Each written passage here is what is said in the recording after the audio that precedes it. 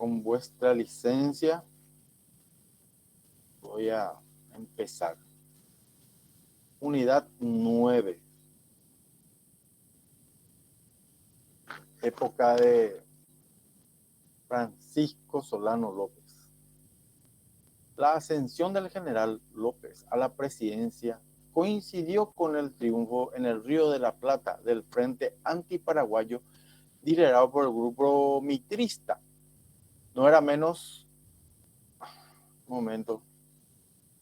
Hay compañeros que quieren ingresar.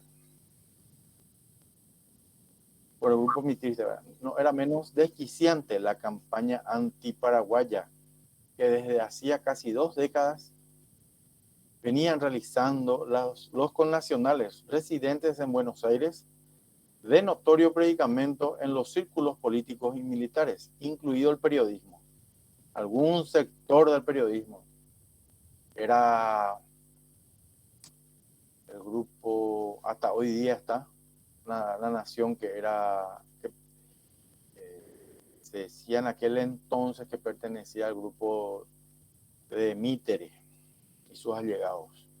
Eran los mismos hombres que en 1851, cuando todavía el Paraguay enfrentaba la negativa del reconocimiento de su independencia, ofrecían al gobernador de Buenos Aires, Juan Manuel de Rosas, la entrega de la República a la Argentina contra esa maraña de intereses de adversarios naturales, con dirigencia experimentada, diplomacia hábil y solapada. Chocó frontalmente el general López. Sin elenco dirigente y sin diplomacia, teníamos diplomáticos, pero no eran tantos, vamos a decir, en cuanto se refería a lo que le podían asesorar al mariscal, ¿verdad? Pero aparte de los asesoramientos que uno podía darle diplomáticamente, él, si bien también supo y tuvo buenas letras y buena verba a la hora de defender la territorialidad, ¿verdad? Y en la Corte del Río, más también estaba su carácter, sí, verticalista por la formación, pero eso no quiere decir que era eh, terco ni nada por el estilo, porque eh, cuando uno está a la cabeza de un estado, sea verticalista o no su formación, tiene que tener el tinte diplomático, tiene que tener eh, buen roce a la hora de parlamentar con otros de otras latitudes, ¿verdad? El Paraguay enfrentaba la negativa de su reconocimiento de su independencia, ofrecían al gobernador necesario a esa parte de la ley y todo, ¿verdad? El general López, sin elenco dirigente y sin diplomacia, las cuestiones pendientes eran fundamentalmente de límites con la Argentina, cuya pretensión era todo el Chaco entre el Bermejo y la Bahía Negra. El Tratado Vázquez-Guido de 1856 postergaba sine die la solución del problema con el Brasil, que pretendía la zona comprendida entre el Río Blanco y el APA. El Tratado Verges-Paraños, también de 1856, había postergado la solución de la cuestión por 6 años. Por lo tanto, su plazo también vencía en 1862. Y lo que convendría a partir de este tratado, más allá de lo que se haya tratado con la Argentina, era por lo menos Permiso, extender. permiso, profesor. ¿Cómo estás? Sí, Eh, Profesor, una consulta. ¿Será que usted podría añadir, aceptarle a los compañeros que están esperando en la lista? sí, Por favor. estoy agregando. Sí, ya. Gracias. ¿Algún comentario al respecto? ¿Alguien que quiera aportar algo?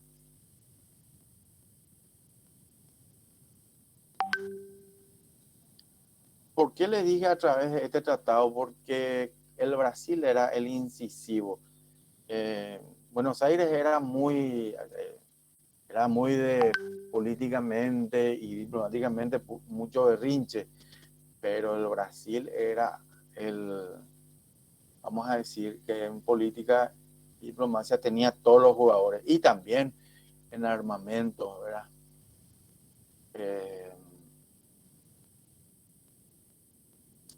Lo que hubiese hecho, porque la guerra se iba a venir 10 años o 5 años después, o 6 meses o 8 meses después, no.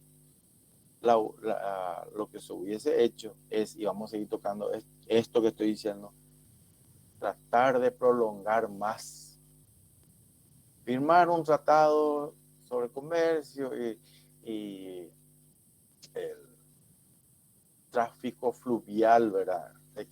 Que se podía, sin problema, se podía tratar con los brasileros,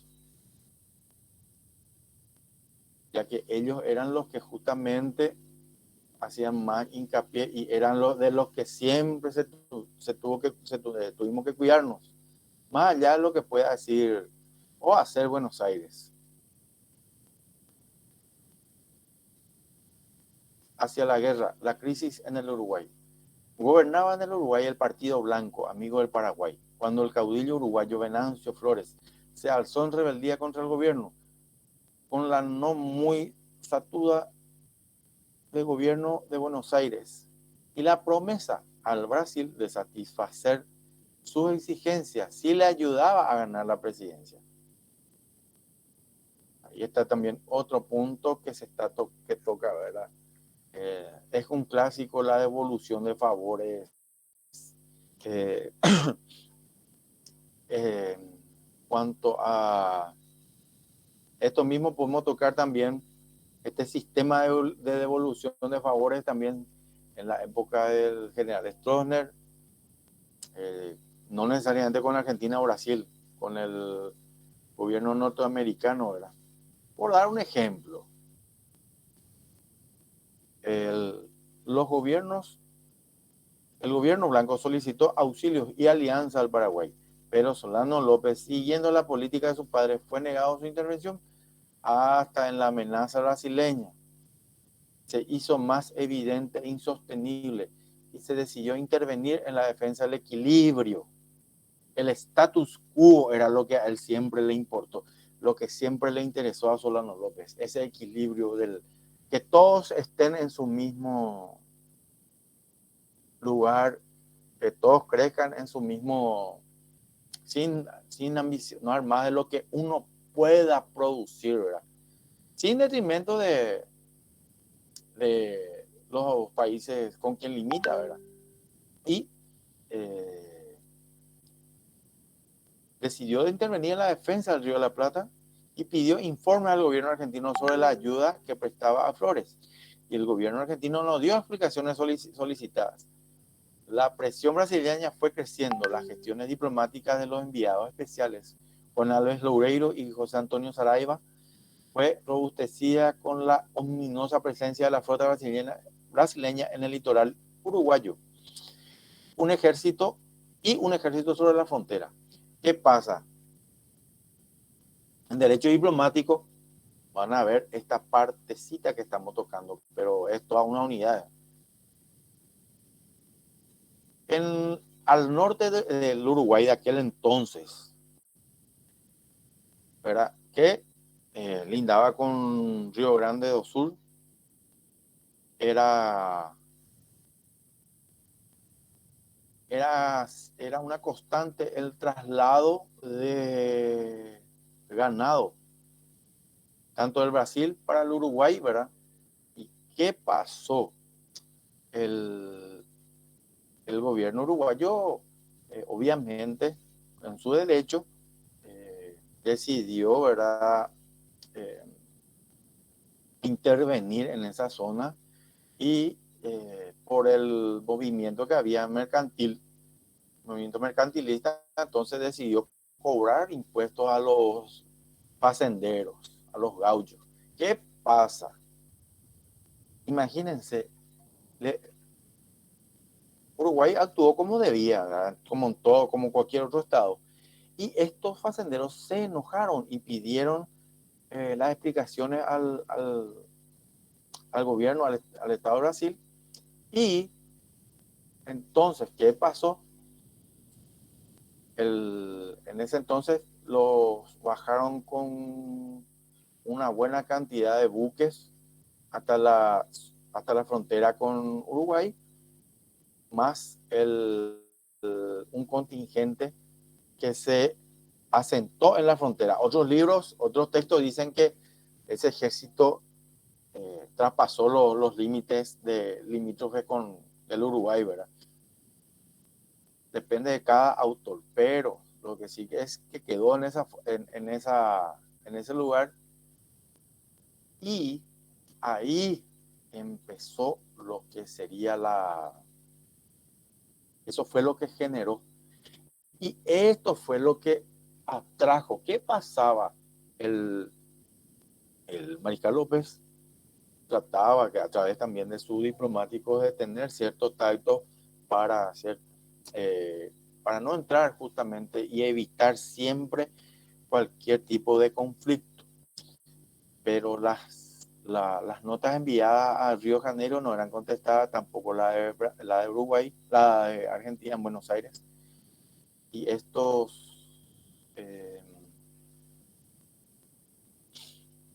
como les había dicho en las clases anteriores,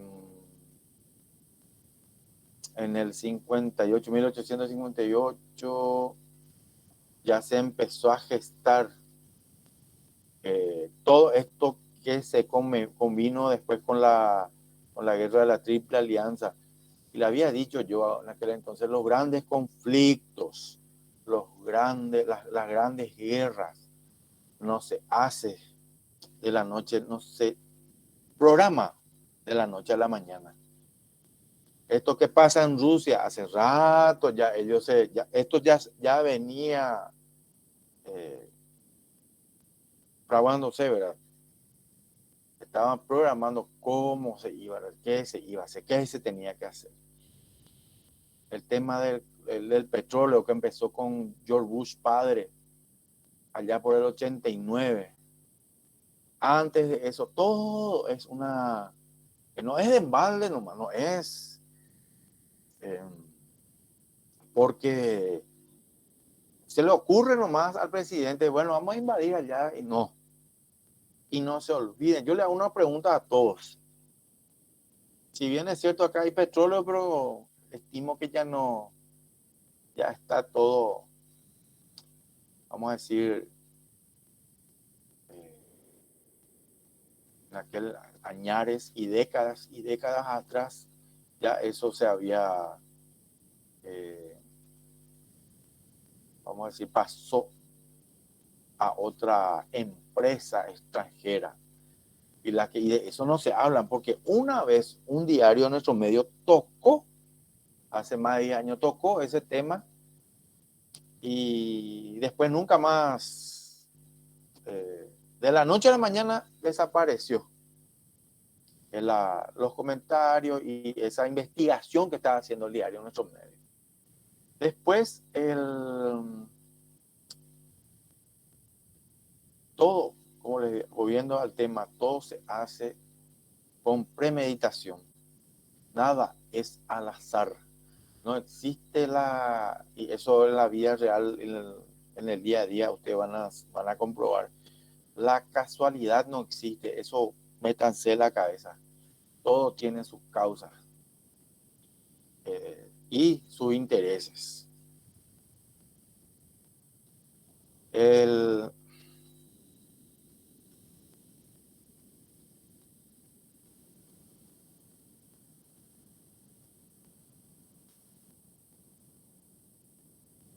La diplomacia brasileña no podía ser más persuasiva. Pocos meses más tarde, cuando los gobiernos del presidente Atanásio Aguirre devolvió al consejero Saraiva el ultimátum brasileño del 4 de agosto de 1864.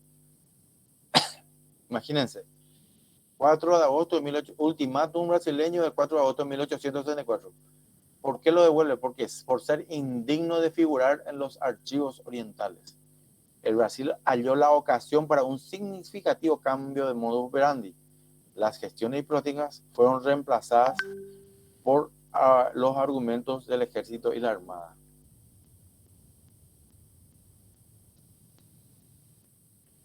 Atento. Conocido en Asunción el ultimátum del 4 de agosto, el canciller Vergés entregó al ministro brasileño César Sauán Viana de Lima una nota de referencia, cuyo contenido decía que el Paraguay ya no pudo sustraerse.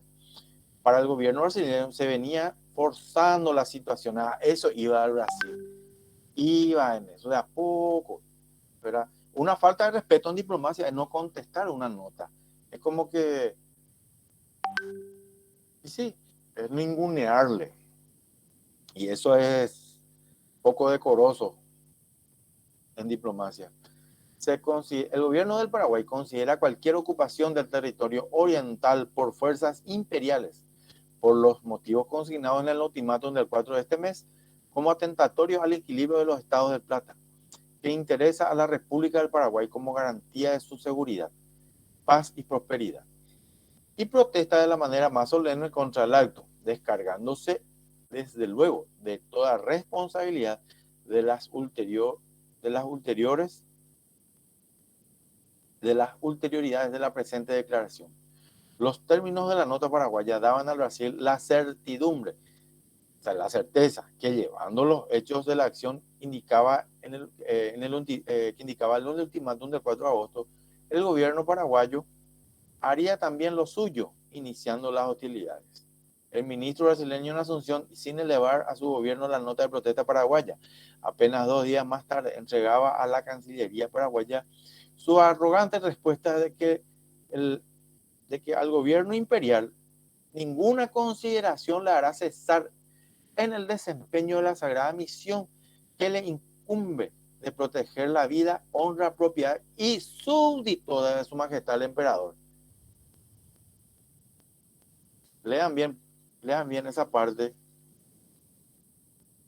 Y como les había dicho también en otra clase, hay normativas que el Brasil tiene, que también tienen insertadas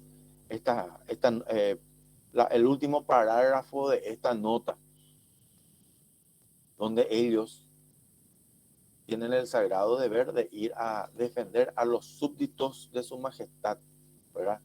Y utilizan, o el día de mañana, si a ellos se les ocurre, en los lugares donde el Paraguay tenga ausencia total del Estado, poder incurrir en eso, ¿verdad?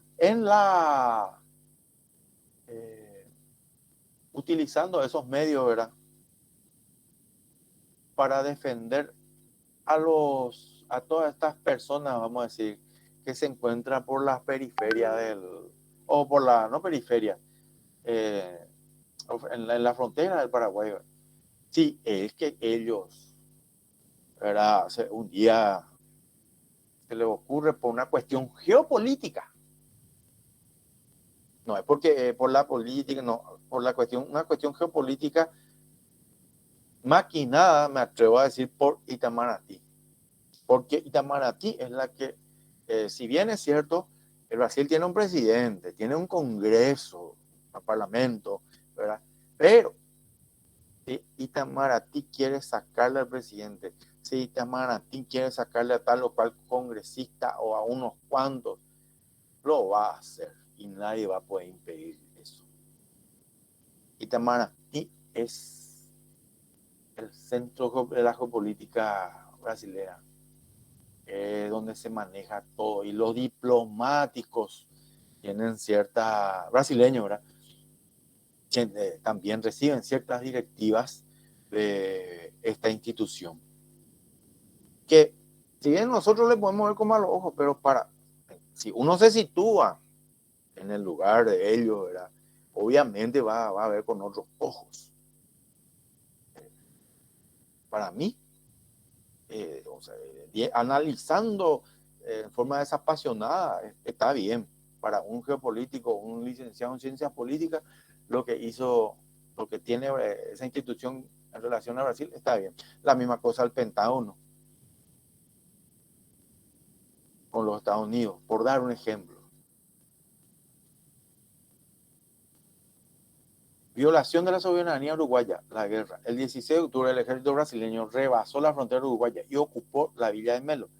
Operación militar innecesaria, pues el gobierno uruguayo ya era insostenible frente a la revolución de Flores. El operativo militar brasileño no tenía otro objeto sino provocar al Paraguay. Esa era la finalidad. A través, hay veces, esto van a aprender, esto se aprende en la vida cotidiana. Nunca tenés que dejar que tu adversario político o tu contraparte sepa cómo pensás. Nunca tenés que demostrar todo lo que podés saber, uno o no puede saber. Siempre uno tiene que ser medido en su... Pero cuando López dispuso la teoría, la forma de pensar de él, que no estaba mal, no estaba mal, de que todos permanezcan, ¿verdad? Mantener la tesis del status quo. Entonces de eso se prendieron y vieron la forma de cómo llevar la guerra al Paraguay.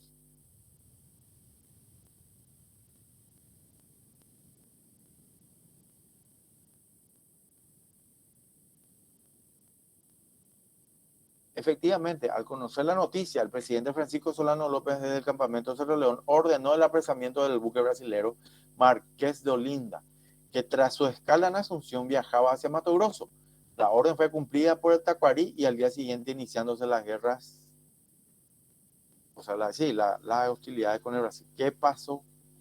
Otra cosa, yo les había dicho también otra oportunidad. Le era más fácil al Brasil llevar equipamientos, armamentos,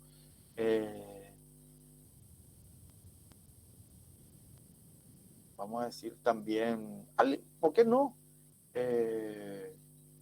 Pertrechos y alimentos a esa zona del Mato Grosso por la vía fluvial, porque avanzar en forma territorial de Río de Janeiro, Sao Paulo o donde sea, llevando toda esa maquinaria o todos esos elementos hasta el Mato Grosso, le salía tiempo, dinero y no era seguro. ¿Por qué no era seguro? Porque tenía a había, vamos a decirle, piratas o sí, mercenarios que se dedican a asaltar caravanas, ¿verdad? Eso ya descienden de aquellos bandirantes que quedaban por la zona y de indios salvajes. Era muy peligroso también andar sin, sin, por más que vaya un contingente grande, todo eso tenía costo y eh, restaba tiempo, pero era más rápido llegar por la zona, por zona fluvial, por el río Paraguay. ¿Y qué pasaba? El Brasil quería suministrar armamentos y suministrar armamentos por el río Paraguay, eh, llevando mercaderías, ¿verdad? Y vamos a decir que en forma camuflada, o sea, bien escondida, estos guardaban elementos bélicos para surtir de ellos, ¿verdad? A la población, no al ejército que llega a posesionarse en el estado de Mato Grosso, de tal manera que como también aconteció en la guerra, eh, puedan ellos atacar por el norte, cuando que la mayoría del ejército en sí, de las tres armas, venían por el río, así, por el río de la Plata y por la zona de Uruguay. Una vez que estos cayeron, ¿verdad? El gobierno de Flores tomó la presidencia.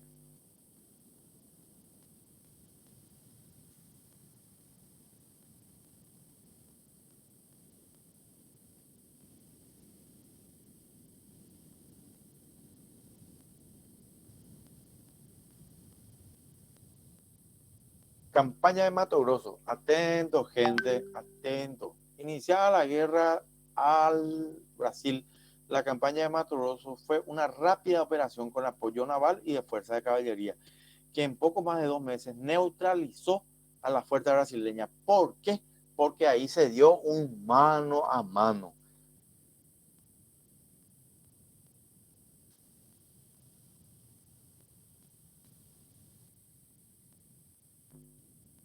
Era imposible así de tete a tete enfrentarte nomás con el ejército paraguayo, siempre, y está demostrado en las clases que dimos en otras épocas de Francia y de Carlos Antonio López en el Alto Paraguay, con la captura de Coimbra, Dorado y Miranda, sus parques de guerra, como asimismo el buque Añambay, prisioneros, armas, municiones y toallas capturadas fueron remitidos a Asunción al término de la campaña. Fueron ascendidos a general sus conductores, los coroneles Vicente Barrios y Francisco Resquín. El 20 de febrero de 1865, el general Flores entraba triunfante en Montevideo, asumiendo el gobierno. Y la trágica ironía, el cambio de gobierno convirtió a un país amigo en enemigo. El Paraguay, que enfrentaba al Brasil en defensa de la soberanía uruguaya, se encontró enfrentando a la alianza brasileño-uruguaya. Y cuando el gobierno argentino negó el permiso de tránsito por la provincia de Corrientes en una fuerza expedicionaria paraguaya contra las fuerzas brasileñas en la banda oriental, el Congreso reunido en marzo de 1865 declaró la guerra a la Argentina. Funesto apresuramiento el de declarar la guerra a dos países con infinita superioridad en recursos humanos y materiales. Sobreestimado la capacidad del país, Solano López se aferró a un imprudente empeño de requisitorias e intimaciones, así con la Argentina como con el Brasil, cuyas respuestas serían obviamente negativas como fueron. Brasil especuló con los términos de la nota de protesta del 30 de agosto, exprofeso y sin necesidad alguna, conociendo como conocía que el gobierno blanco se caía a pedazos, violó la soberanía uruguaya y retuvo a su ejército a escasa distancia de la frontera, en la villa de Melo, habiendo dado el gobierno paraguayo la suficiente causa para iniciar las hostilidades. Primero hablamos de la campaña de Mato Grosso, ahora la de Corrientes. El 13 de abril de 1865 se inició la campaña paraguaya contra la Argentina. Las tropas paraguayas capturaron barcos argentinos en el río Paraná y ocuparon la ciudad argentina de Corrientes. Al mando de estas operaciones se encontraban los generales paraguayos, Wenceslao Robles, Francisco Isidoro Resquín. El general Robles embarcó entre vapores encabezando a 2.000 soldados. Desembarcó en la ciudad de Corrientes el 15 de abril de 1865. Ese mismo día llegó a la misma ciudad argentina una columna de caballería paraguaya que había hecho su avance por tierra. Paraguay impuso un triunvirato de gobierno interino en la provincia de Corrientes, Teodoro Gauna, Víctor Silvero y Sinforoso Cáceres. Todos ellos miembros del Partido Federal, opositores al gobierno nacional, que era detentado por continuadores del Partido Unitario. Este gobierno provincial, teóricamente autónomo, estaba supervisado por 3 comisionados paraguayos. Uno de ellos era el canciller José Verges.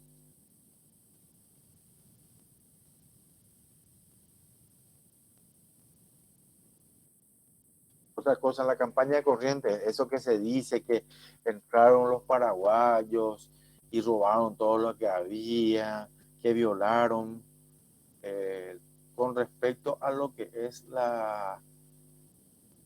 el ultraje. Eso forma parte nomás de la historia de los vencidos. En una guerra, cierto, como dice Sun Tzu en el arte de la guerra, cuando se invade un territorio y en esto se puede encontrar elementos necesarios para la subsistencia del ejército, es bueno que el comandante pueda distribuir esos elementos para la subsistencia de su contingente. Pero eso no quiere decir que lo que robaron supuestamente como vinieron a hacer con nosotros, se haya dado, pero surtirse de la producción del enemigo, vamos a decir que está dentro de los planes. No digo yo, no sale está dentro de lo que es una estrategia del arte bélico. La guerra de la Triple Alianza, 1864-1870, llamada por los paraguayos Guerra Grande o Guerra contra la Triple Alianza, por los brasileños Guerra do Paraguay y por los uruguayos y argentinos Guerra del Paraguay. Fue la guerra en la cual la Triple Alianza, una coalición formada por Brasil, Uruguay y Argentina, quienes lucharon militarmente contra el Paraguay. Existen varias teorías respecto a las detonantes de la guerra. En esencia, el revisionismo argentino y la visión tradicional paraguaya atribuyen un papel preponderante en los intereses del Imperio Británico. ¿Qué pasa? ¿Por qué? Paraguay era mal ejemplo para todo el mundo, no era América nomás.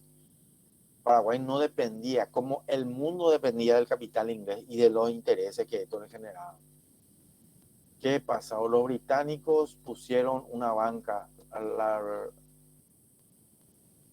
la Rothschild Banks, en Río de Janeiro, Montevideo y Buenos Aires. Y en Río de Janeiro y en Uruguay representaban, el barón de Magua era representante de la banca londinense. De esos bancos se surtieron los países para generar para la compra de armamentos, pertrechos y todo lo que sea necesario para la subsistencia de un ejército. El ejército aliado en este caso era Brasil, Argentina y Uruguay, y cada quien en su país. Y obviamente las viejas prácticas, y esto van a encontrar en lo de la Legión Paraguaya de Juan Bautista Gil, un libro de casi 100, está por llegar a los 100 años, en la biblioteca de la Facultad de Derecho 1. Van a encontrar todo lo que el presupuesto que conllevaba la manutención de los soldados, oficiales, sus armas y todo eso. Y la vieja práctica que le digo es con respecto a la inflación presupuestaria que hacían ellos, ¿verdad? Si bien ese ya el problema de ellos, pero después al final de la guerra, otra vez nosotros teníamos que hacernos cargo de todas las deudas de ellos.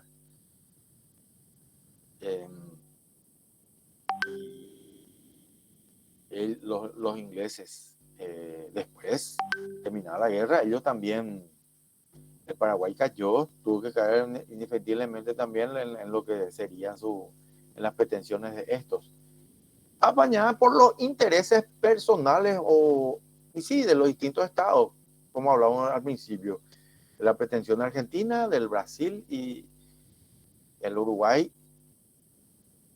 que lo utilizaron como, y dense cuenta, gente, le voy a decir una cosa, el Uruguay estuvo hasta casi al terminar la guerra con muy pocos hombres, ¿verdad?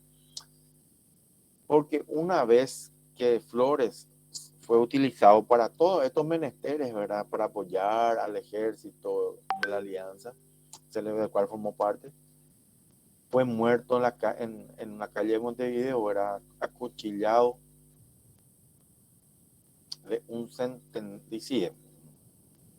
de una partida de hombres que justamente acorralaron al corcel y el carruaje que lo transportaba y no podía escaparse por el lado derecho, por lo que le acorralaron, y al salir del lado izquierdo de su carruaje le llenaron de puñaladas y ahí se terminó todo. La misma suerte corrió el que era compadre de Carlos Antonio López, el caudillo entrerriano, que también una vez ya se terminada las pretensiones de Buenos Aires, también se procedió de la misma forma con él, ¿verdad?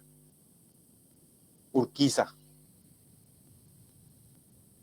Así es. Cuando ya no le sirve más no le servía más, entonces se deshacían de ellos. La visión alternativa pone el acento en la agresiva política del mariscal Solano López respecto a los asuntos rioplatenses. El conflicto se desencadenó a fines de 1864, cuando el mariscal Francisco Solano López, presidente paraguayo, decidió acudir en ayuda al gobierno del ejército por el Partido Blanco del Uruguay, en guerra civil contra el Partido Colorado, apoyado militarmente por el Brasil.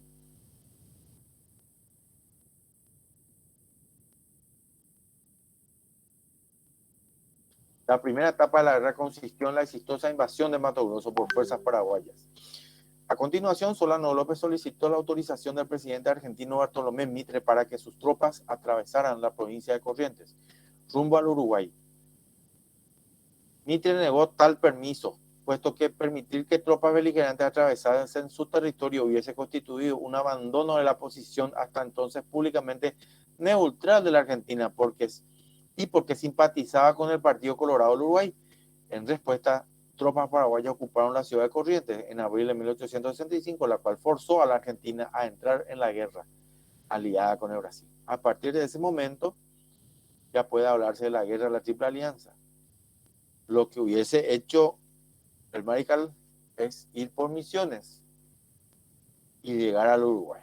Pero bueno, a lo mejor él quería probar el tacto del hacia qué lado estaba Mitre, por eso tomó esa decisión.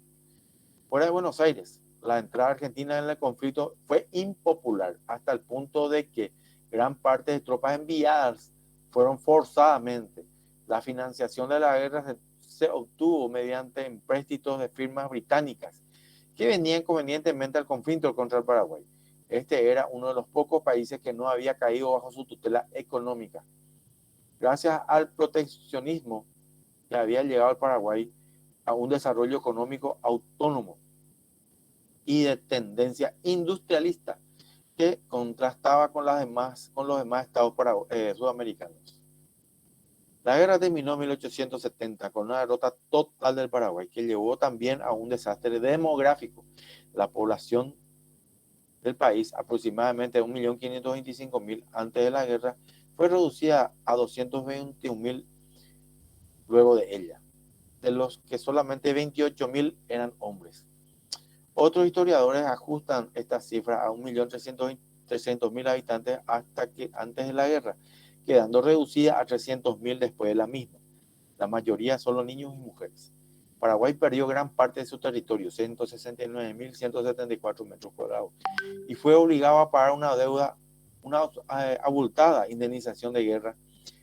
El préstamo de 200.000 libras esterlinas recibido de Inglaterra debió saldarse con sucesivas refinanciaciones, llevando a la suma de 3.220.000 libras. El combate de Riachuelo. La batalla de Riachuelo frente a la ciudad de Corrientes, Argentina, el 11 de junio de 1865 fue el más importante combate naval de la Guerra del Paraguay. Ocurría poco después de la invasión paraguaya a Corrientes. La victoria de la Marina de Brasil sobre la escuadra del Paraguay determinó el aislamiento definitivo del Paraguay, imposibilitado desde ese entonces hasta el fin de la guerra de comunicarse con el río Paraguay con alguna nación que no fuera amiga. Ahí el factor sorpresa fue la neblina y lastimosamente el Iberak, que sufrió una avería en su máquina y eso retrasó de lo contrario hubiese sido una total victoria paraguaya, pero o por lo menos un buen combate, ¿verdad? Ya que la diferencia entre los buques paraguayos eran buques mercantes que fueron artillados nada más, y era madera. Los brasileros se consiguieron los buques de combate que tenían con casamata. Se apoderaron de ellos y de gran armamento, de todo el armamento que Paraguay había adquirido por el 50%. El 50% el Paraguay a través de Cándido Benítez, me parece. Fue que había pagado allá en los arsenales de Europa, pagó el 50% por todo lo que el Paraguay iba, y una vez terminada o terminado esa, obviamente los buques, ahí se pasaba a finiquitar el, la deuda contraída por el buque, ¿verdad? ¿Y qué pasó? Empezó la guerra, luego que se quedaron allá, la noticia corrió, se enteraron los brasileños y ellos pagaron el resto de la mitad de lo que el Paraguay había pagado por ellos. Por eso es que yo le decía al principio y le dije en otra oportunidad, la guerra iba a venir como sea. Los intereses imperialistas, y no hablo de netamente, no hablo del capitalismo, ni no vamos a entrar en eso. Imperio. Siempre con ellos, con esta gente, siempre se tuvo que tener en diplomacia, en geopolítica, cuando uno jefe de Estado o ocupa un lugar preponderante dentro del Estado, dentro de la gobernabilidad, tiene que ver, como yo les dije en la clase anterior también, como el abogado presenta una demanda, un escrito de demanda, inicio de demanda. Yo tengo que saber qué es lo que puede llegar a hacer mi contraparte. ¿Cuáles son las opciones que tiene mi contraparte para refutarme punto por punto los puntos de la demanda? Si presenta esto, entonces yo tengo que presentar tal documento o tal escrito. Si presenta esta otra opción, yo tengo. Así también en geopolítica y en diplomacia se tiene el sagrado deber de pensar. Hay que estar un paso adelante. Y eso es lo que lastimosamente no se presentó, no se pudo concretar. Porque les digo una cosa, Rubiani y Paveti coinciden con lo que yo le voy a decir. Si esos armamentos modernos y más los buques que Paraguay mandó construir en los arsenales de Europa llegaban en tiempo de paz al Paraguay, bueno, tarde o temprano seguramente, a lo mejor, no sé cuál iba a ser el destino de la guerra, pero la guerra no iba a durar nomás 5 años. O a lo mejor no podía tal vez durar menos. Adelante, señor Pedro Miltos. Profesor, buenas noches y a todos los compañeros también. Disculpe, profesor, realmente a mí me gusta muchísimo este tema, a pesar de que es me causa una tremenda tristeza también de escuchar así y un orgullo también de ser un paraguayo patriota así de esta manera.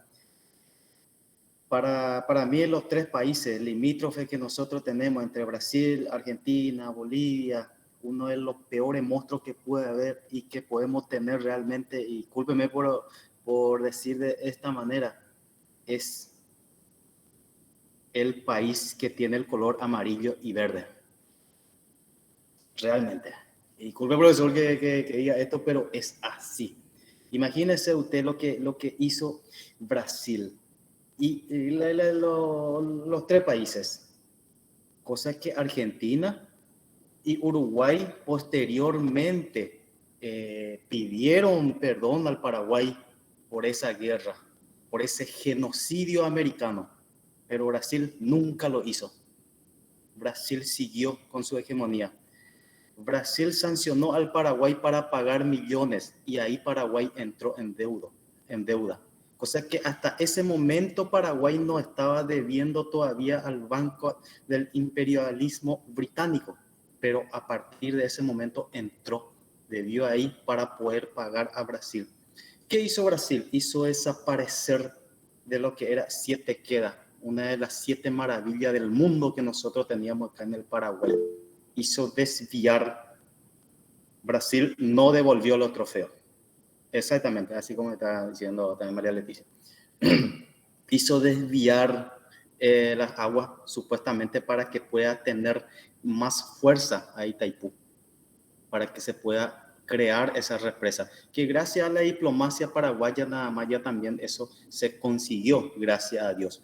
Pero ¿qué pasa? nos hizo creer a nosotros los paraguayos que son ellos los que pusieron la plata, siendo que en realidad Paraguay, con esa entre comillas supuesta deuda, lo que le pagó al Brasil con esa deuda, con esa plata, se construyó Itaipú, con plata paraguaya, ninguna plata brasileña, pero es lo que nos hace creer y es lo que lastimosamente nuestras autoridades realmente y seguramente no va a poder todavía reclamar absolutamente. Nosotros los paraguayos somos para poder comparar como ese vecino humilde trabajador que está en la casa, que al amanecer a las 5 de la mañana se levanta y va en su trabajo, mientras Brasil está al lado. Brasil es ese narco que tiene armamento, que es desafiante y cada rato, y ese vecino trabajador humildemente y con diplomacia tiene que estar al lado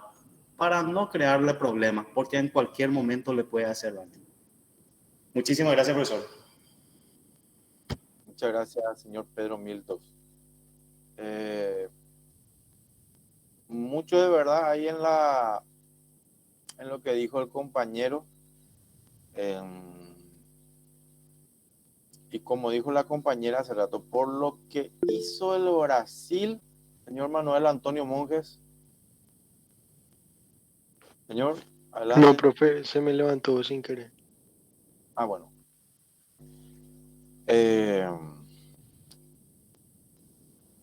No deberíamos si tan siquiera ir de vacaciones ahí, pero ¿qué pasa?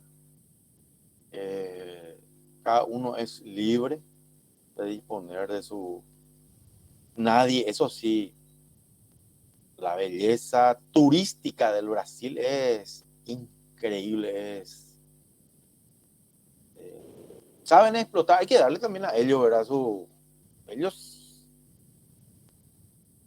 de la década del 90, personalmente les voy a hablar, que surgió, no sé de dónde sacaron, algo la habrá impulsado a ellos, pero a sentir cierta, vamos a llamar como dijo el compañero, patriotismo por su nación. Porque, cierto, muchas informaciones de Brasil, si no fuere por los nuevos medios tecnológicos que tenemos, no nos vamos a enterar. Porque hasta 1988, porque en el 89 ya empezó el tema del cable, de la TV dirigida y todo eso, ¿verdad? Todo era LT88, Canal 11, República Argentina, Formosa, República Argentina. O Canal 2, Lapacho,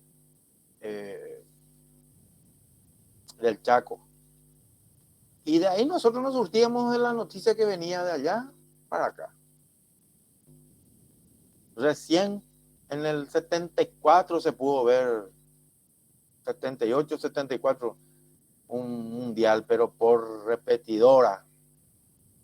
No sabía, del Brasil poco nada se sabía, hasta que después uno... ¿Y ellos qué pasa? No tienen ese sentimiento.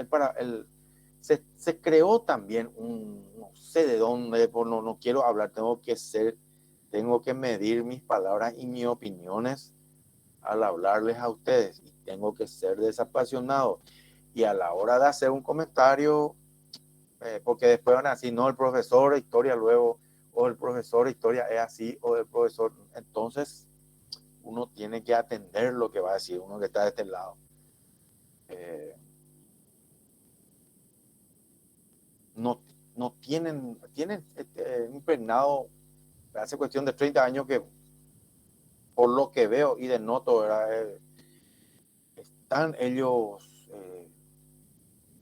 vamos a decirle que le quieren a su patria, en gran medida, ¿verdad? Lo que vemos, eso es lo que vemos, lo que transmite, ¿verdad? O lo que se lee, el que pueda entender. Pero nosotros y aquellos que están en vamos a decir, que trabajan en política. Así mismo, mi querido Mildos, tienen que trabajar trabajar mucho también, o sea que el paraguayo tiene que no tener esa mentalidad de legionario,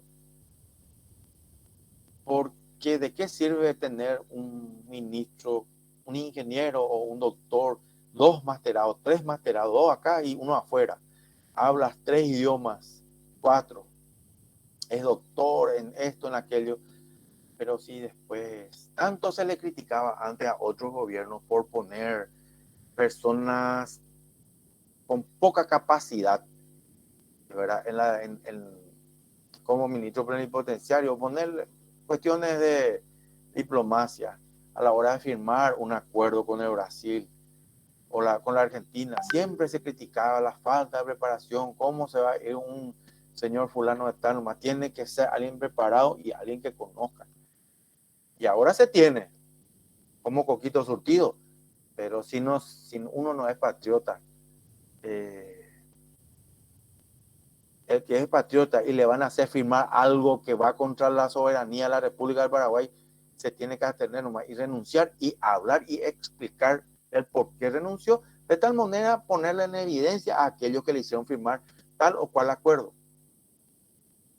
Como dijo el compañero Miltos, el tema de las 7 caídas, 7 quedas que le llaman ellos. Ese es el punto límite con el Brasil, el cual nunca se solucionó. Los límites con el Brasil no están finiquitados, están bajo agua. Ellos mismos a punta de pistola nos hicieron firmar en aquel entonces, en la década de 1870, posterioridad a la guerra, los límites que ellos pretendían y hasta dónde querían. Y después resulta ser que le enviaron un contingente militar, crearon ahí un pueblo, un pueblo y fueron una comisión de marcadora, y esto no lo digo yo, ustedes van a leer y van a encontrar en los libros de historia de derecho diplomático. Comisión de marcadora de límites del Paraguay que fueron, no se fue cualquiera nomás en esa comisión, gente preparada, también oficiales de alto rango, y fueron apresadas por soldados brasileños en territorio paraguayo. ¿En dónde estamos? Y por poco se vino otro conflicto bélico con el Brasil, pero se tenía que, si bien es cierto, ellos o muchos otros ellos pueden decir que, cierto, a lo mejor la gran cantidad de los empréstitos ellos tal vez los hayan puesto, pero ¿y el territorio? ¿Y en dónde se hizo? ¿En dónde se realizó eso? ¿En qué parte? Dentro del territorio paraguayo, pero el aprovechamiento hidráulico, o sea, que de las aguas es 50 y 50. Pero donde pierde el Paraguay por culpa de gobiernos centristas es en los anexos. Ahí es donde nosotros perdemos. Y aún si llegásemos a cobrar lo que corresponde, que sea poco, gente, yo me digo lo que hago, que vamos a salvar muchas cosas. Si cobramos lo que tenemos que cobrar. Mira, la deuda esta que contrajo el gobierno por el tema de COVID, de un plumazo, todo. ¿Cómo podemos exigir a Brasil y a Argentina? Porque son las únicas 2 formas en que Paraguay los otros te pueden cascotear el rancho, te pueden bastardear, como hace Globo, por ejemplo. Va a ir un diplomático paraguayo o un encargado de negocios preparado, intachable vamos a decir, conductas probas. ¿Y qué va a hacer el Brasil? O sea, que utilizando los medios periodísticos, a través de los medios de comunicaciones radiales, escrita, prensa, ¿verdad? Y por TV, va a tratar de investigarle a ese funcionario del Estado, va a ver su pasado, va a revisar las redes sociales, va a revisar todas las clases de redes sociales que tenga, va a tratar de hacer lo que sea. Y si de última atenta contra sus pretensiones, antes de que vaya así al Brasil, acá ya lo van a matar. Así nomás. Si hay algún patriota que se vaya allá y se ponga en Francia, así como defendía López y Verges la tesis del utiposidetis, así como poseeráis, por la cual nunca la Corte de Río de Janeiro le pudo doblegar al mariscal ni a Verges. Y trataron de ver de otra manera por dónde, por la verba y por la pluma no podían. La única forma era a través de material bélico. Y así,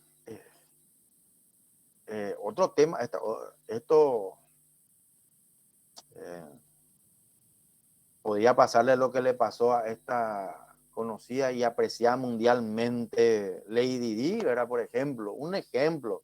Sabemos todos cuál es el trasfondo. No nos vamos a dañar entre todos.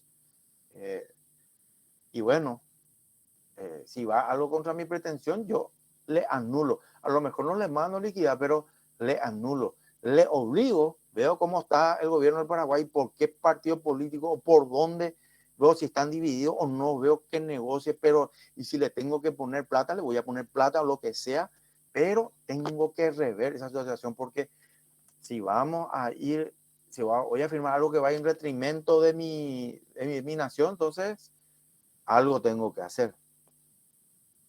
Bueno, permiso, voy a continuar.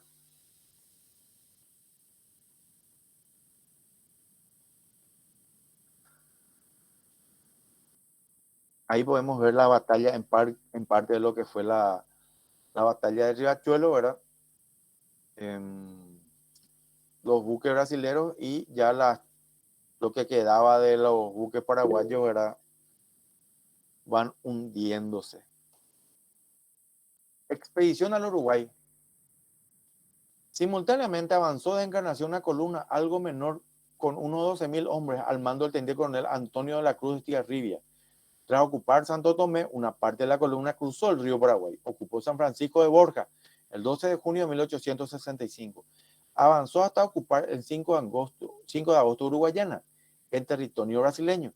Otros 3.000 hombres al mando del mayor Pedro Duarte ocuparon Paso de los Libres, en el lado correntino del mismo río. Allí debían recibir la ayuda de la columna de Robles. El 25 de mayo la ciudad de Corrientes fue finalmente ocupada por el general Wenceslao Paunero, que se vio obligado a evacuarla 2 días después. El 11 de junio la escuadra paraguaya fue destruida en un intento de sorprender a la brasileña en la batalla de Riachuelo. Ambos hechos de armas provocaron la detención del avance de la columna de Robles, que comenzó a replegarse hacia el norte, no pudiendo prestar ayuda a las columnas del río Uruguay. Mitre estableció en la ciudad entrerriana de Concordia el cuartel general del ejército aliado. Desde allí avanzó un ejército comandado por el presidente uruguayo Venancio Flores, general Venancio Flores, con participación de las fuerzas de Paunero y de contingentes brasileños en busca de la división de Duarte, que fue vencida en la batalla de Yataí, donde la mayoría de los prisioneros o heridos, creo que fueron, sí, 1.200, fueron decapitados. A continuación, el ejército Flores fue un contingente brasileño. Pusieron sitio a Estigarribia en Uruguayana, donde también estuvieron el emperador Pedro II Mitre, y tras un largo asedio durante el cual las tropas se vieron disminuidas por el hambre y durante el cual prometió resistir hasta la muerte, Estigarribia puso fin al sitio de Uruguayana el 16 de agosto, aceptando rendirse sin condiciones. Esto fue el error más grande que se pudo cometer a inicios en este aspecto, ¿verdad? Durante la guerra de la Triple Alianza. ¿Por qué? Porque la estrategia de López era, señor Medina. Sí, justamente, doctor, esta parte donde toca el tema de Uruguayana, la canción en sí de lo que sería el campamento Cerro León, cuenta o comenta, mejor dicho, la historia real de lo que sucedió en Uruguayana, que no fue que se les apresó ni nada, sino que se fueron prácticamente a regalar la bandera del Paraguay, que es lo más bajo que uno puede hacer en una guerra. Muchas gracias, compañero Luis Medina. Otra cosa que le quiero decir, los mejores hombres, los mejores entrenados se fueron ahí a morir de hambre y ser entregados a los 3 ejércitos. Y los que tenían más o menos mi test, ya directo como a las facendas. Los niños eran llevados para hacer, bueno, pero en este caso no hubo. En este caso todavía los niños no estaban participantes de esto. Y también hubo, al decir del profesor Pavetti, Crónica Histórica Ilustrada, editorial del diario Última Hora, o ABC creo, sí. Se le jugó a toditos los que quedaron prisioneros y los que no también corrieron con esa suerte. Se le, más allá de Güello, que era normal, eran también arreados como ganado carballar y se le arrastraba, hasta que quede más o menos moribundo. Y así quedaban a la suerte. Y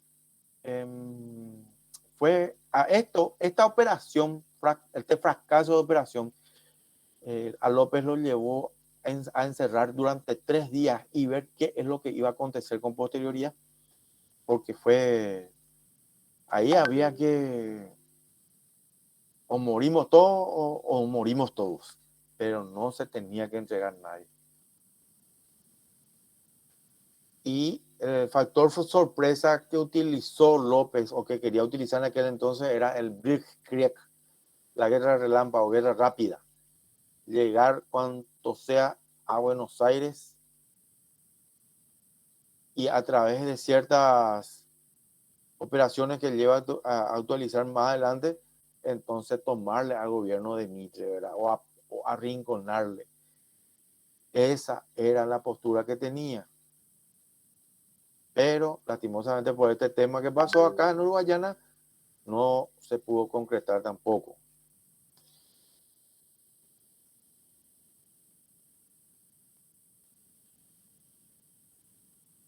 Acá justamente dice, tras la rendición, muchos soldados paraguayos fueron convertidos en esclavos en el Brasil o incorporados a los ejércitos aliados, obligados a luchar contra su patria. Campaña de Humaitá o del Cuadrilátero. El 16 de abril de 1866, un ejército aliado de poco menos de 50.000 hombres comenzó a cruzar el río Paraguay, ingresando al territorio paraguayo. El día 18, las fuerzas aliadas tomaron la fortaleza de Itapirú, en la margen derecha del río Paraná, reducida a escombros por los cañonazos de la flota brasileña. Las primeras líneas defensivas paraguayas ubicadas en el sur eran formidables y estaban centradas en los fuertes de Curuzú, Urupaití y Humaitá, todas ellas sobre el río Paraguay, artilladas para dificultar el paso de buques enemigos, y del Tuyucue, alejado de la costa junto al fuerte Timbo, ubicado en la margen opuesta del río Paraguay, actual provincia del Chaco argentino. Es más, el más completo cierre del paso hacia Asunción era el fuerte Humaitá, núcleo de la defensa paraguaya. Mitre avanzó en línea recta hasta el dispositivo defensivo organizado por López, exponiendo imprudentemente a su tropa, pero en lugar de esperar a los invasores en sus líneas defensivas, las fuerzas paraguayas atacaron a las aliadas en el estero de Yaco, siendo derrotadas, aunque logrando que el avance se detuviera en el potrero de Tuyutí. Allí las fuerzas invasoras se limitaron a esperar a ser atacadas para defenderse. El 24 de mayo de 1866, un ataque frontal del ejército paraguayo fue destrozado en la batalla de Tuyutí, perdiendo 6.000 hombres y casi la misma cantidad de heridos. Fue la batalla más sangrienta de la historia de América del Sur. Pese a la gran victoria obtenida, el general Mitre siguió limitándose a esperar, con lo que dio tiempo a López a reunir nuevos contingentes de soldados. No obstante, los nuevos reclutas serán en su mayoría adolescentes y ancianos que no reemplazaban en cantidad ni calidad a las bajas sufridas. Meses más tarde, en el mismo sitio tuvieron lugar la batalla de Boquerón, la de Yatael-Corá y 2 batallas de Sauce. Ahí se perdió en su totalidad aquel ejército, como hablamos ahora recién, lo que quedaba del ejército entrenado, de hombres entrenados, preparados para el combate. El craso error fue atacar. Lo que se hubiese hecho es esperarle al enemigo y que los aliados ataquen siempre. Las fuerzas brasileñas pasaron a la ofensiva sin participación argentina ni uruguaya, desembarcando cerca del Fuerte Cruzú, que fue capturado el 3 de septiembre de 1866. El 12 de septiembre de 1866, el mariscal se entrevistó en Yatecorá con el general Mitre en busca de un avenimiento pacífico. Pero la entrevista fue infructuosa debido a la absoluta oposición de Brasil a hacer una paz con el Paraguay sin una total rendición del mismo. Mitre, como el uruguayo Flores, que también concurrió a la entrevista, se hallaba comprometido con el Brasil en el Tratado Secreto de la Guerra de la Triple Alianza, firmado el 1 de mayo de 1865, a no firmar por separado ningún tratado con Paraguay. Tras el fracaso de las negociaciones, Mitre decidió imitar la victoria de Curuzú y atacar el fuerte de Curupaytí. El mal tiempo reinante dio a los paraguayos la oportunidad de reforzar la defensa y obligó además a los atacantes a combatir a través de los esteros inundados. La poderosa flota brasileña, al mando del marqués Tamandaré, se había comprometido en descangallar con su artillería desde el río Paraguay las fortificaciones paraguayas, pero el bombardeo se realizó muy ineficazmente. Llegaron a tirar en su totalidad 3.666 bombas, o sea que proyectiles de cañón. El 22 de septiembre de 1866 tuvo lugar la batalla de Curupaytí, o Curupaytí, ¿verdad? Como le llaman los argentinos. En el ataque, las tropas aliadas, en su mayoría argentinas, fueron completamente frustradas por las tropas paraguayas, al mando del general José Duís y Díaz. Las tropas argentinas y brasileñas, creyendo ya desmastelada la artillería paraguaya, avanzaron resueltas y casi desprevenidamente a campo traviesa, siendo prácticamente barridas por esa misma artillería a la que consideraban desbaratada. Entre argentinos y brasileños murieron 10.000 bajas, en su mayoría argentinos, 2.000 heridos y 8.000 muertos. Por su parte, Paraguay tuvo 92 bajas, 20 muertos y 72 heridos. Fuerzas aliadas en territorio nacional. El 16 de abril de 1866, un ejército aliado de poco menos de 50.000 hombres cruzó el río Paraná. Esto creo que ya leí la entrevista de Yatecorá.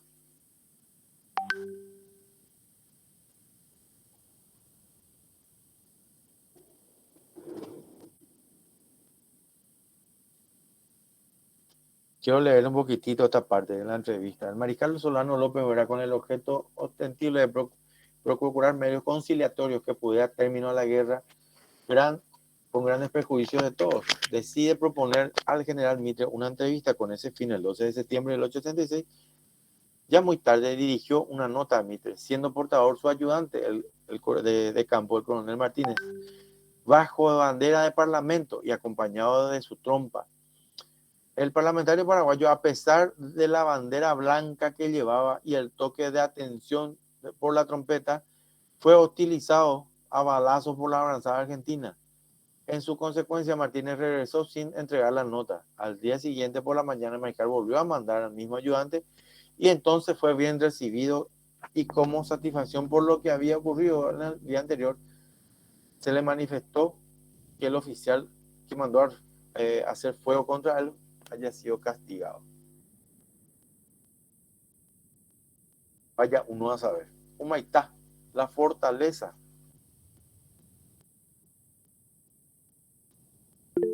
Humaitá, localizada en la margen izquierda del río Paraguay, unos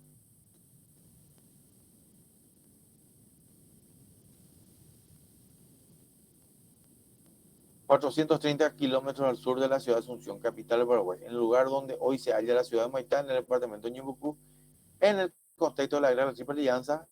Esta fortificación controlaba el acceso por la vía fluvial a la capital, constituyéndose en el más poderoso y temido complejo defensivo paraguayo.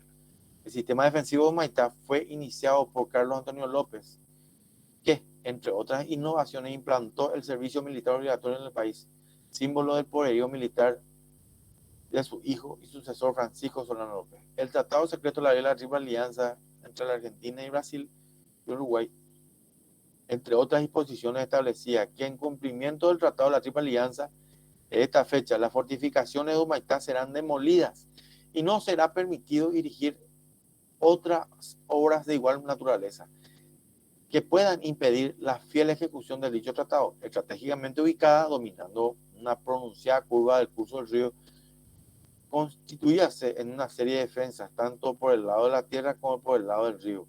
Además de los muros y casamatas pesadamente artilladas, contaba con cuarteles de tropas y oficiales, depósitos municiones de boca de guerra, oficinas, iglesias, cementerios, campos de espataje en el área circundante, protegida por kilómetros de trincheras.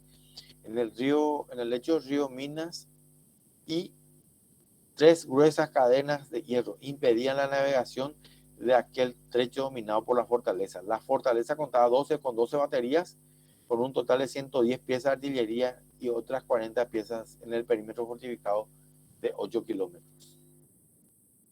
El cuartel general y centro del poder militar de Solano López. Este poderoso complejo defensivo en su núcleo estaba artillado por el lado del río con más de 80 piezas y por el lado de la tierra por cerca de 100. Cruzaba fuego con el reducto Cierva, el lado opuesto del río, después de haber detenido el avance de las fuerzas aliadas por casi 2 años, entre el 66 y 68, y víctimas de la insalubridad de la región por ataques paraguayos a la vanguardia, las fuerzas y por la inacción a partir del 67 bajo la orientación del Marqués de Caixas, la posición fue franqueada y aislada, lo que fue conseguido por las tropas aliadas como una conquista. Con la conquista de Taí, el 2 de noviembre de 1867, rompiendo las comunicaciones fluviales por tierra de Humaitá con la capital. Fue finalmente atacada por las fuerzas del tercer cuerpo de ejército brasileño al mando del mariscal de campo Manuel Luis Osorio, rechazadas en los ataques del 21 de marzo al 16 de julio del 68. Esa noche el mariscal Osorio atacó el reducto de San Antonio ubicado al norte de Humaitá, que asallaba defendido por el coronel Pedro Hermosa, con una pequeña guarnición paraguaya que contaba con 46 cañones. Los brasileños completaron 12.000 hombres en el ataque, con 2 divisiones de infantería y un cuerpo de caballería y una brigada de artillería y un batallón de ingeniería, que fueron rechazados con cerca de 3.000 vacas. Abandonada la fortaleza por las fuerzas paraguayas, fue ocupada por las brasileñas el 25 de julio de 1868 y utilizada como base de operaciones de campaña. Actualmente se conservan las ruinas de la iglesia de San Carlos de Borromeo, que había sido inaugurada por don Carlos Antonio López el 1 de enero de 1861, destruida en la época por la artillería aliada, porque se pensaba que ahí estaban las municiones para el combate. En el Museo Histórico de la ciudad, instalado en el edificio que fue utilizado como cuartel de Solano López, se encontraron las diversas piezas relativas al conflicto recientemente, ¿verdad? La Asociación Cultural Manduana presentó un trabajo en el cual se puede visualizar la reconstrucción en 3D, tercera, ¿verdad? En 3D, en computadora. Esto en YouTube ustedes pueden ver, de la iglesia de San Carlos de Borromeo de Humaitá. Dicho trabajo se logró gracias al arquitecto Mateo Nakayama y su hermano el doctor Eduardo Nakayama, quien proporcionó los datos históricos.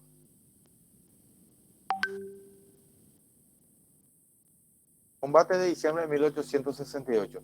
El lugar era difícil de acceso para el Marqués de Caixas y planteó un recorrido para sorprenderlo por la retaguardia. Al enterarse, López envió 5.000 hombres al mando del general Bernardino Caballero a detener el avance, pero al llegar al puente Ignororo fueron vencidos en una sangrienta y casi inhumana lucha.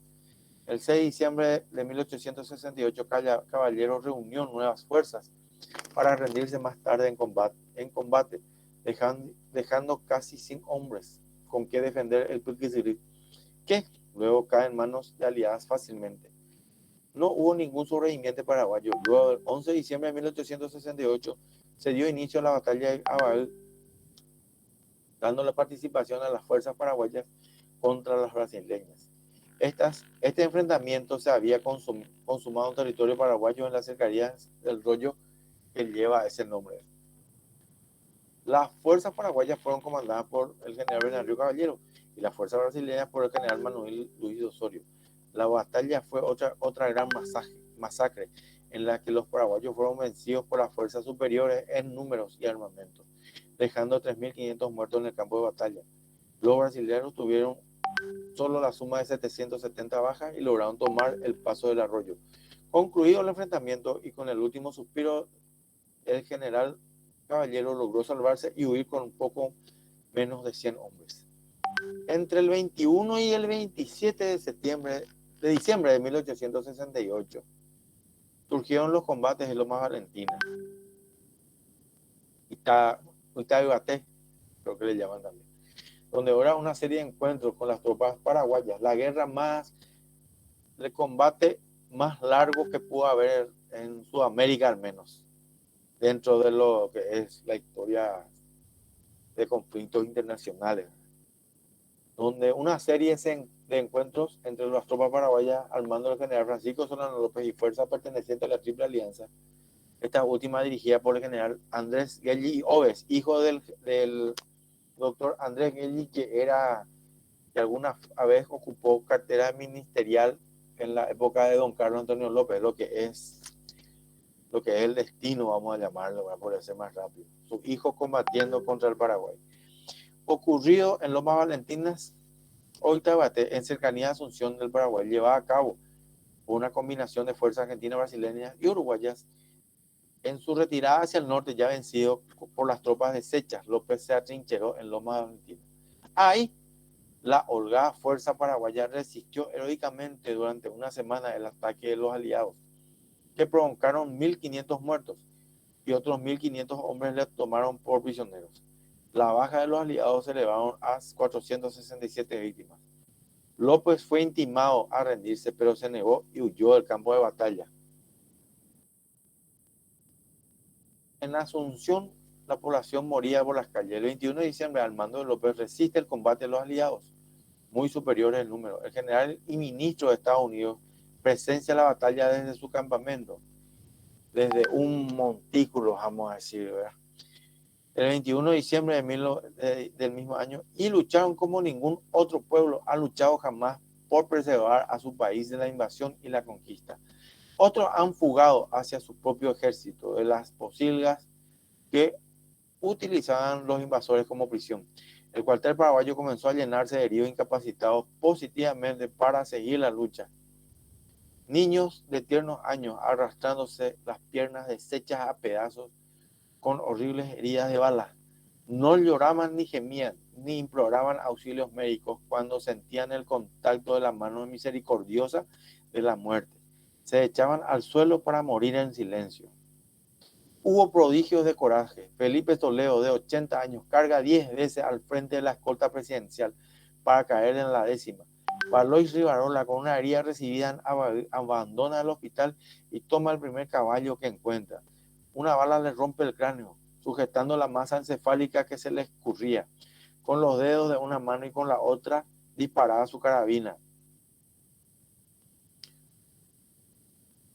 En esa batalla creo que también Valois Rivarola creo que dio muerte a 100 soldados y después atacaron, llevó la carga varias veces y cuando no le dio mal cuero se presentó al mariscal, dio su parte y cayó desvanecido, o sea, cayó muerto. López ya no tenía soldados, no tenía proyectiles, no tenía que comer, solo 90 fantasmas le rodeaban en la cumbre de la trágica colina, aguardando su palabra para correr a la muerte. Se retira con los restos y para el 27 logran reunir 2.000 combatientes de inválidos y niños a quienes hubo que poner barbas postizas. Al decir de algunos, otros el hollín del carbón, para quitarle su aspecto infantil. Detuvieron durante 8 horas el ataque de 28.000 aliados. La batalla terminó cuando terminó nuestro ejército. Así dice, ahí le pongo la bibliografía, Oleari, el libro de los héroes. La campaña de las cordilleras. Terminados los combates de Loma Valentina, el mariscal y su estado mayor llegaron al campamento de Cerro León en el último día de 1868. Allí se estableció provisoriamente, ¿verdad? Se prepararon la instalación del cuartel general La Curra en una meseta de la cordillera de los Altos, camino a Cacupé. Allí el mariscal hizo el último llamamiento. Concurrieron unos 12.000 hombres. En Cacupé fue montada una improvisada maestranza con máquinas y herramientas retiradas del arsenal de Asunción, que repararon y fabricaron armas y obuses,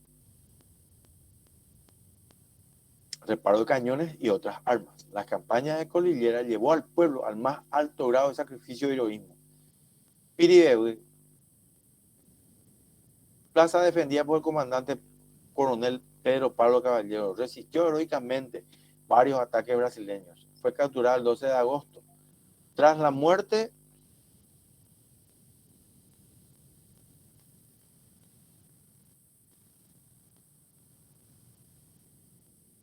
del general Mena Barreto, y lean ustedes lo que dice ahí, ¿verdad? Que es cierto, el comandante supremo de las fuerzas aliadas ordenó la decapitación. El degüello es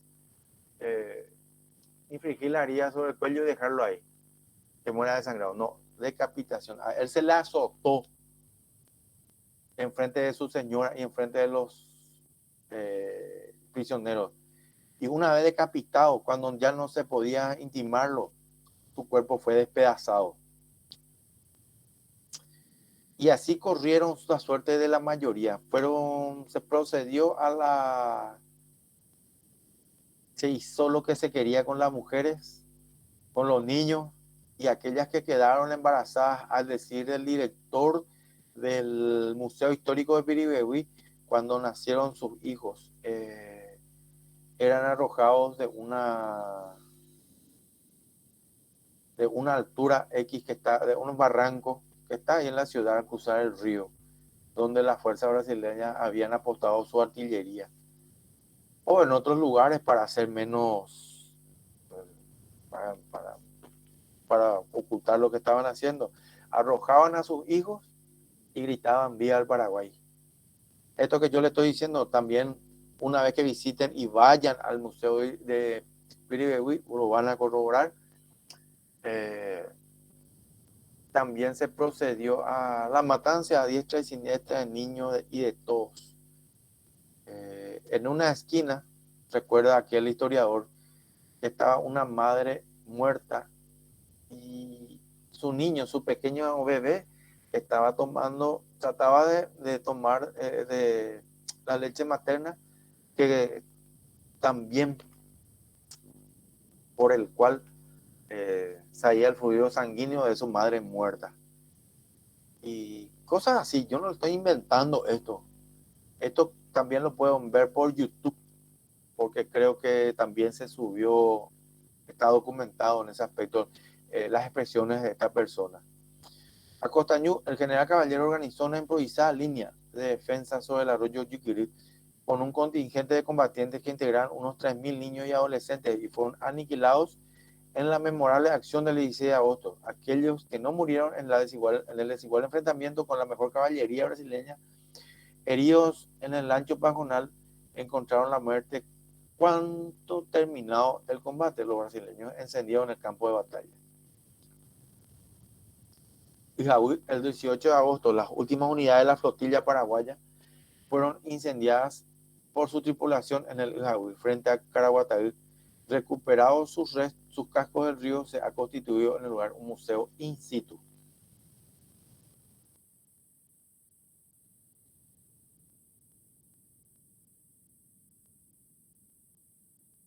retirada a Cacupé a San Estanislao.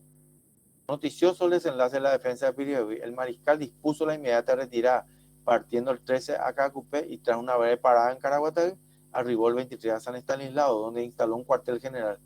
Ya se repartieron los trágicos sucesos con motivo del descubrimiento de un complot para acabar con la vida del mariscal. Supuestamente, con la complicidad de su madre y hermanas, fueron llevados a la pena capital Pancha Garmendia y la esposa del coronel Hilario Marco. Gobierno provisional. Habiendo autorizado los aliados la constitución de un gobierno provisorio que había de ser libremente nombrado por los ciudadanos paraguayos que se hallaban liberados del dominio del mariscal López, se reunió en Asunción un colegio electoral que procedió a elegir un triunvirato, cuyos miembros fueron Silvino Antonio Rivarola, Carlos Loizaga y José Díaz de Bedoya, quienes asumieron el 15 de agosto de 1869 y en ejercicio del Poder Ejecutivo absorbieron también funciones de ministros. Argentina ocupa el Chaco. En noviembre de 1869, a raíz de una nota del ex cónsul norteamericano Eduardo Augusto Hopkins, las fuerzas argentinas al mando del general Emilio Mitre ocuparon la Villa Occidental, hoy Villa Ayes, en el Chaco, y en breve plazo, tras declarar su gobierno que dicho territorio era parte de su organización política y administrativa, negó al gobierno de la República todo acto jurisdiccional en ese territorio. Esa situación motivó la reclamación del gobierno provisorio. El canciller Mariano Varela respondió: la República Argentina ha sostenido que la victoria no da derechos a las naciones aliadas para declarar por sí los límites suyos que el Tratado de la Alianza señala. Así, al ocupar el Chaco, la República Argentina no resuelve la cuestión de límites, toma por el derecho de la victoria lo que cree ser suyo, dispuesto a devolverlo si el Paraguay presenta pruebas que venzan a las nuestras. Cuando la cuestión de derechos se trate, queda abierta la posibilidad que había desembocado en el triunfo de la tesis paraguaya por el laudo del presidente Rutherford B. Hayes, más conocido como... hay un departamento en la región occidental que lleva su nombre, presidente Hayes. Cerro Corá. El 1 de marzo de 1870 cae heroicamente Francisco Solano López, presidente paraguayo, en la batalla de Cerro Corá. El Paraguay sufre la derrota definitiva de la guerra de la Triple Alianza, de la Triple Infamia. Las oligarquías de Argentina y Brasil y Uruguay, a las órdenes del Imperio Británico, culminan el genocidio más grande de la historia de las guerras fratricidas de América Latina, sobre una población de 1.300.000 personas. Casi 1 millón murieron en la guerra. Grandioso es el escenario de Cerro Corá, abierto en semicírculo entre verdeantes colinas y cruzando por el Aquidauán-Nihui, testigo del drama estupendo que allí se ofreció a la historia para enaltecer al pueblo paraguayo. En aquel 1 de marzo de 1870 fue el final de un milagro colectivo, el capítulo esplendente de una leyenda de espectáculo sin parangón posible entre las hazañas de los héroes más famosos. Allí, ante el silencio de las selvas tropicales, la augusta figura de un hombre llegó hasta donde sus energías físicas le permitieron para dar término a la cruzada de sangre y fuego, trazado en diagonal a lo largo del territorio nativo. Se desplomó sin vida al lado de cientos de ilustres ciudadanos de todas las jerarquías y de todas las excelencias. Desde su hijo, un adolescente, el coronel Panchito López, valiente y noble como su padre, el vicepresidente Sánchez, anciano sin mancilla que rechazó la oferta de seguir viviendo sin honor. El mariscal López, como conductor de ejército de los primeros días de la guerra, fue el alma de la resistencia y por inigualable comportamiento lo siguió por todo el pueblo de un confín a otro de la República. En dura contienda no hubo vacilaciones y la nación en armas jamás pidió tregua sin rendiciones, ni rendiciones. El mariscal López cayó en Cerro Corá y el pueblo lo acompañó porque estaba seguro de él que no traicionaría su juramento de vencer o morir. El ejército paraguayo se batió en extraordinaria pasión desde Paso de Patria hasta el legendario Cerro Corá, siguiendo a su gran conductor, el mariscal Francisco Solano López, convertido en la expresión viviente del valor en defensa de una causa justa. Muero por mi patria. El mariscal Francisco Solano López cae con aquellas palabras el 1 de marzo de 1870. La batalla final de la guerra de la Triple Alianza, aquella que Argentina, Brasil y Uruguay, financiados por Inglaterra, se aunaron para diezmar al Paraguay. Cerro Corá, en guaraní, Cerro Corá, rodeado de cerros. Es un paraje del departamento de Amambay, en el Paraguay, casi inmediato a la ciudad actual frontera del Brasil y una decena de kilómetros al sudeste de la ciudad de Pedro Juan Caballero y Punta Pona. Se encuentra al sur el Kidahuan Niwi, al lado del riachuelo, brazo anterior de la Kidahuan Niwi, también conocido, ¿verdad?, con el mismo nombre. Allí, a partir de la madrugada de 1870, sucedió el último combate de la guerra de la Triple Alianza. El 28 de febrero, algunos indígenas Caigús llevaron alimentos a los paraguayos y le advirtieron a López la proximidad de los brasileños. Le ofrecen esconderlo en sus tolerías en el fondo de los bosques, donde no podría encontrarlos. Yajácaraí, donde topamos Aixenes de pelos camba orapitepe. Vamos, señor, no darán con usted los negros a donde pasamos a llevarlo. López agradece y declina el ofrecimiento, pues le comunica luego a sus oficiales, algunos de estos sobrevivientes, que su destino ya está marcado y que no estaban hechos para huir, que prefería morir que dejar al ejército invasor regar a esos terrenos de sangre sin oponer resistencia. Una tropa brasileña aproximadamente, en este caso dice 4.500 hombres, cuando que en realidad también en otro olear cita a 22.000. Soldados bien pertrechados persiguió y arrinconó a la desfalleciente y mal armada hueste de unos 409 combatientes paraguayos, entre ellos inválidos, ancianos, mujeres, niños. 7 meses antes, cuando comenzaron la travesía al norte, conocida como la Vía Crucis de la Nación, los macacos brasileños, liderados por el mariscal Cámara, siguieron al último puñado de paraguayos rebeldes.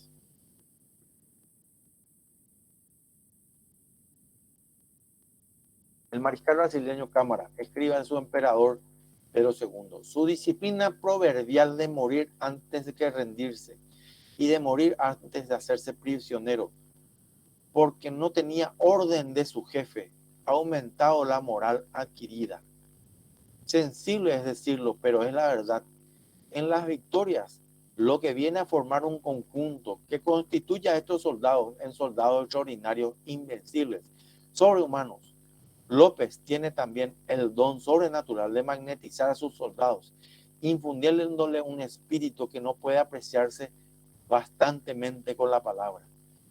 En el caso que se vuelvan extraordinarios, lejos de temer el peligro, lo acometen con arrojo sorprendente. Lejos de economizar su vida, parece que buscan con frenético interés la ocasión de sacrificarla heroicamente y de venderla por otra vida o por muchas otras vidas de su enemigo.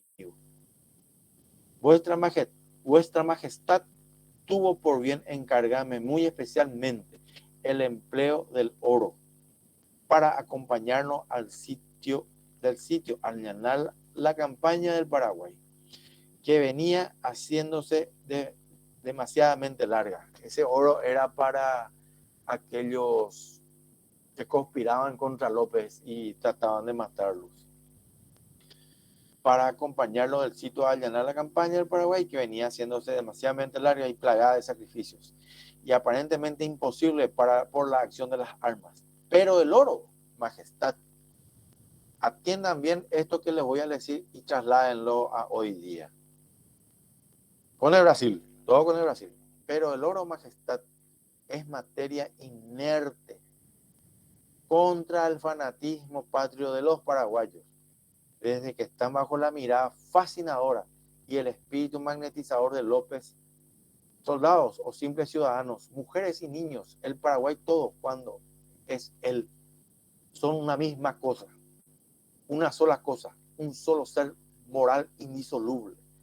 ¿Cuánto tiempo, cuántos hombres, cuántas vidas y cuántos elementos y recursos precisaremos para terminar la guerra? Es decir, para convertir en humo y polvo toda la población paraguaya y para matar hasta el feto del vientre de la mujer paraguaya.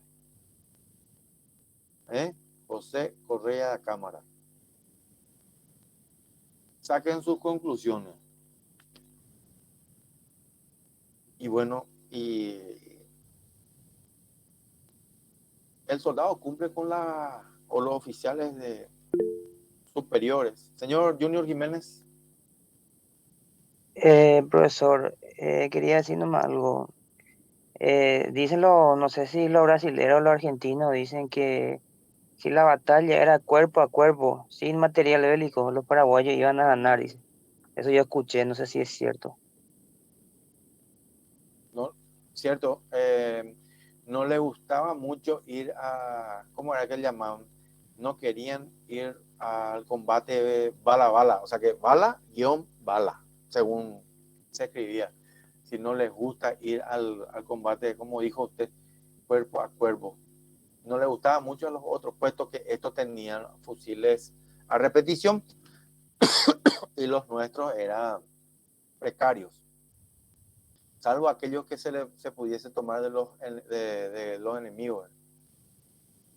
Y así fue, y así termina esta unidad donde, como les dije, hay un antes y un después de esta unidad que repercute hasta nuestros días. Imagínense, como les digo, como ahí está, ¿verdad? El oro se utilizaba para conspirar contra López, pero en el combate aún así no era suficiente. Y como dice Correa de la Cámara, ¿cuántos elementos, cuánto tiempo, cuánto más vamos a necesitar para matar hasta inclusive al feto del vientre de la mujer paraguaya? Cosa que dijo